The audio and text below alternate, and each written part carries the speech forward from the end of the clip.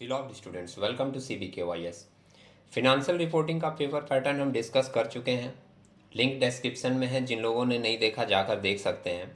Financial management की अगर बात करें तो ऑनर्स का पेपर पैटर्न हमने डिस्कस कर दिया था। जनरल का पेपर पैटर्न किस तरीके का हो सकता है वो हम लोग इस वीडियो में देख लेते हैं। ये देखने से पहले अगर आप फिनेंशियल रिपोर्टिंग वाला वीडियो देखे होंगे कि पेपर पैटर्न किस तरीके का सेमेस्टर 6 का हो सकता है, तो वहाँ से आपको पूरी जानकारी मिल जाएगी कि अगर आप ऑफलाइन का पेपर पैटर्न देखोगे तो आपको सेमेस्टर 6 का ऑफलाइन का कोई भी पेपर अवेलेबल नहीं मिलेगा। इसके पीछे रीज़न क्या है ये मैंने पूरी की पूरी फिनेंशियल रिपोर्टिंग वाले वीडियो में डिस्कस कर दी थी। अभी हम लोग इस वीडियो में देख ले रहे हैं कि फिनेंशियल मैनेजमेंट जनरल का पेपर पैटर्न अगर लास्ट ईयर के बेस पर बनाया गया, जो कि ऑनलाइन एग्जाम में आया था, तो कैसा हो सकता है, और अगर उसमें कुछ चेंजेस किया गया तो चेंजेस करके किस चैप्टर से कितने मार्क्स का क्वेश्चन हम लोगों को मिल सकता है। तो ये एक बार हम लोग देख लेते हैं पूरे डिटेल में। ये लास्ट ईयर का पेपर पैटर्न यहाँ पर आपके सामने है। ये 2021 का फिनेंशियल मैनेजमेंट जनरल आपको दिखाई दे रहा है, फुल मार्क्स 80। ये जो पेपर पैटर्न स्टार्ट किया गया ये बंगाली वर्सन में है। हम लोग इंग्लिश वर्सन वाले को ले आते हैं सामने, तो उससे क्या है सभी लोगों को क्लियरली समझ में आ जाएगी। ये हमारे सामने इंग्लिश वर्सन का group A answer any 4 question general का पेपर है। आप ये देख सकते हैं कि किस चैप्टर से किस तरीके से कितना कितना नंबर का क्वेश्चन लास्ट ईयर पूछा गया था। फर्स्ट में मेंशन किया है, explain the function in chief financial officer और manager in the modern business environment.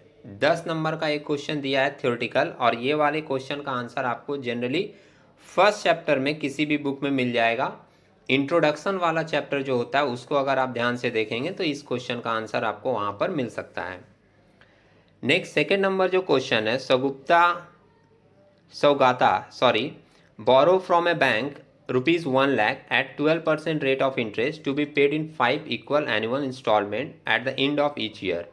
What will be the size of installment? तो ये जो साइज ऑफ इंस्टॉलमेंट पूछा गया है ये आपका question time value of money से रिलेटेड है। टाइम वैल्यू ऑफ मनी में ही हम लोग simple interest, compound interest, present value, future value वगैरह फाइंड आउट करते हैं। तो टाइम वैल्यू ऑफ मनी वाला क्वेश्चन भी इंट्रोडक्शन वाले चैप्टर के साथ ही अटैच रहता है। लास्ट ईयर इससे एक 10 नंबर का क्वेश्चन पूछ दिया गया था। इसकी थ्योरी की क्वेश्चन भी कभी कभी पूछी जाती है, तो जब आप टाइम वैल्यू ऑफ मनी पढ़ेंगे तो उसका न्यूमेरिकल प्लस थ्योरी दोनों अगर पढ़ के जाएं तो मेरे हिसाब से ज़्यादा सही रहेगा। क्वेश्चन नंबर 3 जो पूछा गया है, a sum of ₹5,000 is invested for 2 years at 10% interest rate compounded biannually, find the maturity amount. ये वाली जो क्वेश्चन है ये भी आपके टाइम वैल्यू ऑफ मनी से ही पूछी गई है। टाइम वैल्यू ऑफ मनी से लास्ट ईयर 2 क्वेश्चन दे दिया था 10-10 मार्क्स का। इसके पीछे कोई लॉजिक बनता नहीं है। एक्चुअली ऑनलाइन एग्जाम के समय पेपर पैटर्न को बहुत सिंपल रखा गया था, इसलिए आप देख रहे हो ग्रुप ए में सिर्फ 4 क्वेश्चन करने हैं और दे दिया गया है 8 क्वेश्चन। ऑप्शन बहुत ज़्यादा है और 10-10 नंबर के 4 क्वेश्चन करने हैं 40 नंबर के। इस बार आपको इतना ज़्यादा एक ही चैप्टर से क्वेश्चन नहीं मिलेगा। हम लोग देख लेते हैं कि कौन से चैप्टर से कितने का मिल सकता है। पहले ये पेपर देख लें और किस किस चैप्टर से कौन कौन सा क्वेश्चन पूछा गया था। क्वेश्चन नंबर 4 अगर आप देखो तो क्वेश्चन नंबर 4 आपका थ्योरेटिकल है, what do you mean by capital budgeting. और बी में पूछा है, what do you mean bye discounted payback period method. ये जो पूरा का पूरा क्वेश्चन ए और बी का है ये आपका कैपिटल बजटिंग वाले चैप्टर से है। मतलब 10 नंबर का एक थ्योरेटिकल क्वेश्चन कैपिटल बजटिंग से भी पूछा गया था। क्वेश्चन नंबर 5 अगर आप देखें, the following data relate to a firm earning per share EPS दिया है, कैपिटलाइजेशन रेट जिसको हम लोग कॉस्ट ऑफ इक्विटी भी बोलते हैं, रिटेंशन रेशियो दिया है, और मेंशन किया है determine the share price using Gordon model if IRR मतलब internal rate of return is 15%। तो आपसे शेयर प्राइस पूछा गया है गॉर्डन मॉडल को यूज़ करके। गॉर्डन मॉडल, वाल्टर मॉडल और MM मॉडल हम लोग पढ़ते हैं किस चैप्टर के अंदर, डिविडेंड पॉलिसी के अंदर। तो डिविडेंड पॉलिसी से आपका एक क्वेश्चन यहाँ पर पूछा गया है 10 मार्क्स का। क्वेश्चन नंबर 6 आप देख रहे हो, discuss the feature of optimum capital structure. Optimum capital structure से एक क्वेश्चन पूछा गया है 10 मार्क्स का। कैपिटल स्ट्रक्चर नाम का चैप्टर है जिससे आपको ये क्वेश्चन दी गई है। एक चीज़ और किसी ने नोटिस की होगी और मैंने कई बार इस चीज़ को रिपीट भी किया है कि FM के अंदर थ्योरेटिकल क्वेश्चन बहुत ज़्यादा पूछा जाता है, इसलिए आप बहुत ज़्यादा मात्रा में थ्योरी पढ़कर जाएंगे। आप अभी भी देख रहे हो हर एक थ्योरी क्वेश्चन के बाद एक सम्स है और हर एक सम्स के बाद एक थ्योरी क्वेश्चन है। मतलब कोई भी स्टूडेंट अगर थ्योरेटिकल अच्छे से पढ़कर जाएगा तो वो मैक्सिमम अटेंड कर पाएगा। अगर उसका न्यूमेरिकल कुछ कम हुआ है या नहीं हुआ है तो भी अगर वो थ्योरी पढ़कर जाता है तो मैक्सिमम पेपर वो अटेंड कर पाएगा। क्वेश्चन नंबर 7 हम लोग देख लेते हैं। क्वेश्चन नंबर 7 मेंशन कर रहा है, a firm has sale of ₹5 lakh, variable cost 3,50,000, fix cost 1 lakh and the डेप्ट of the firm is 2,50,000 at the 10% rate of interest. You are required to calculate operating and financial leverage of the company. तो ये वाला जो question पूछा गया है वो आपका लीवरेज वाले चैप्टर से पूछा गया है और कितने का है, 10 मार्क्स का। 7 मार्क्स का एक क्वेश्चन है, उसी में आगे जो कंटिन्यू करके पूछा है वो भी न्यूमेरिकल एरिया ही है। If the firm wants to double its EBIT, अगर फर्म अपने EBIT को डबल कर दे, how much of a rise in sales, तो सेल्स कितना बढ़ेगा, would be needed on a percentage basis, percentage basis में सेल्स कितना इंक्रीज करेगा। ये 7 नंबर क्वेश्चन आपका पूरा का पूरा लीवरेज से पूछा गया है। और लास्ट फिर एक थ्योरेटिकल क्वेश्चन है, discuss the role of debenture in the company financing. Company के फाइनेंस में डिवेंचर का क्या रोल होता है, इसको आपको डिस्कस करना है। ये जो क्वेश्चन नंबर 8 है, discuss the role of debenture in company financing, ये आपको सोर्सेस ऑफ बिजनेस फाइनेंस बोलकर जो चैप्टर है उसके अंदर इसकी थ्योरी की क्वेश्चन मिल जाएगी।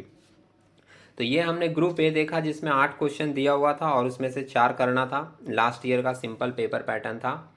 ग्रुप बी हम लोग देख लेते हैं, ग्रुप बी में कितने क्वेश्चन करने हैं। तो मेंशन किया है आंसर एनी 2 क्वेश्चन, 2 ही क्वेश्चन करना था। 20-20 नंबर का 2 क्वेश्चन दिया हुआ था। क्वेश्चन दिए हुए थे 4 लेकिन करने थे उसमें से 2। तो देख लेते हैं क्वेश्चन नंबर 9 में क्या मेंशन किया है। सराउंडिंग में आपको कुछ नॉइस मिल सकता है, हम लोग उसको अवॉइड करते हुए चलेंगे। क्वेश्चन नंबर 9 बोल रहा है, Reliance industry limited opts for the following capital structure. एक कैपिटल स्ट्रक्चर दी हुई है जिसमें इक्विटी शेयर्स है आपका 50 लाख रुपए का और डिवेंचर है आपका 50 लाख रुपए का और टोटल फाइनेंस है 1 करोड़ की। The company is expected to declare a dividend of ₹5 per share. Company 5 रुपया पर शेयर का डिविडेंड डिक्लेयर कर रहा है। The market price per share is ₹50। The dividend is expected to grow at 10%। ठीक है, ग्रोथ रेट दिया हुआ है 10% का। और आपसे पूछा है क्या, compute the weighted average cost of capital of reel limited assuming 50% tax bracket. तो weighted average cost of capital इसमें आपको निकालना है। Weighted average cost of capital निकालने के लिए हम लोग सबका वेट निकालते हैं और कॉस्ट निकालते हैं, उसके बाद सबको सम अप करके हम लोग weighted average cost of capital find out करते हैं। ये क्वेश्चन जो 20 नंबर का दिया गया था ये आपके कॉस्ट ऑफ कैपिटल वाले चैप्टर से दी हुई थी। इसके बाद देख लेते हैं हम लोग next question, question number 10। From the following information prepare a statement showing the estimated working capital requirement. Working capital requirement, working capital वाले चैप्टर से भी 20 नंबर का क्वेश्चन आपका पूछा जाएगा। जनरली ये चैप्टर भी हम लोगों के सिलेबस में 20 नंबर का ही है। क्वेश्चन नंबर 11 फिर एक थ्योरेटिकल क्वेश्चन है, आप देख रहे हैं यहाँ पे, what do you mean by internal rate of return, discuss its accept and reject rule. ये जो क्वेश्चन है ये क्वेश्चन का आंसर आपको कैपिटल बजटिंग वाले चैप्टर में मिलेगा। कैपिटल बजटिंग वाला चैप्टर भी आपके सिलेबस में 20 मार्क्स का है।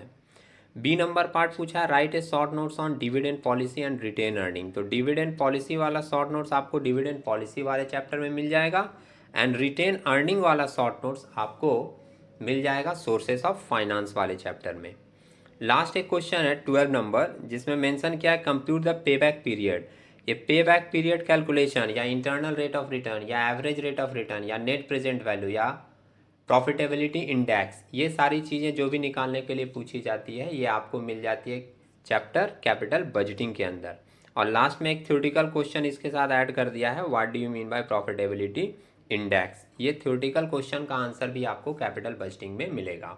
तो हम लोगों ने देखा कि लास्ट ईयर का पेपर पैटर्न बहुत सिंपल सा सेट किया गया था। ग्रुप ए में 4 क्वेश्चन करने थे 10-10 नंबर के 40 और ग्रुप बी में 2 क्वेश्चन करने थे 20-20 नंबर के 40, मिलाकर हो गया पेपर पूरा 80 का। लेकिन इस बार का पेपर पैटर्न हो सकता है कि कुछ चेंज करे और ऑफलाइन में थोड़ा सा सिस्टम को अलग रखे।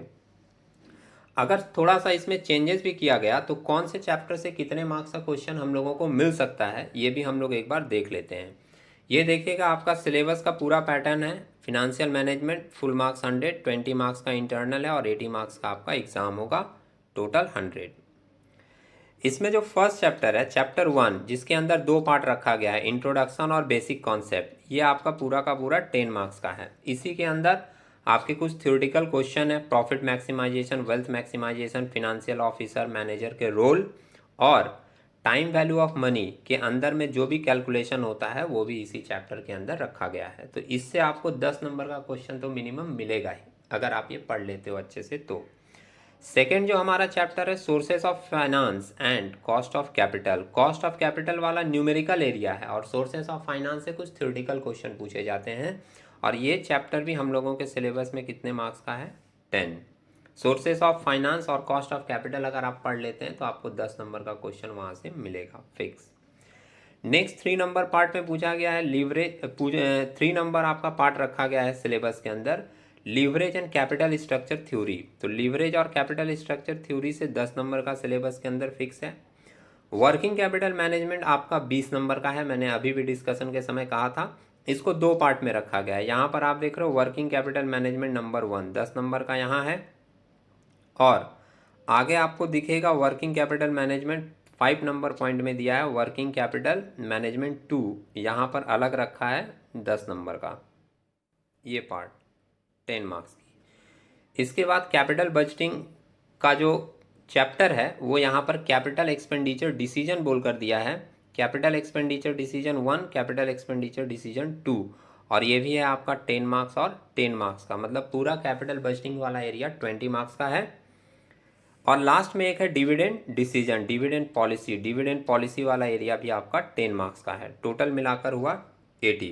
तो आप लास्ट ईयर का पेपर पैटर्न एक बार देख लीजिए, कुछ आइडिया मिलेगा। और अगर उसमें चेंजेस किया गया तो चेंजेस करके कितना कितना चैप्टर से कितने कितने मार्क्स का क्वेश्चन होगा ये भी हम लोग यहाँ पर देख लिए हैं। इससे आइडिया क्रिएट करके आप अपना प्रिपरेशन कर सकते हो। तो उम्मीद है आप लोगों को ये पूरी की पूरी स्ट्रेटेजी पेपर की समझ में आई होगी। हम लोग कुछ नए वीडियोस में कुछ नए डिस्कशन के साथ मिलेंगे, तब तक के लिए टेक केयर।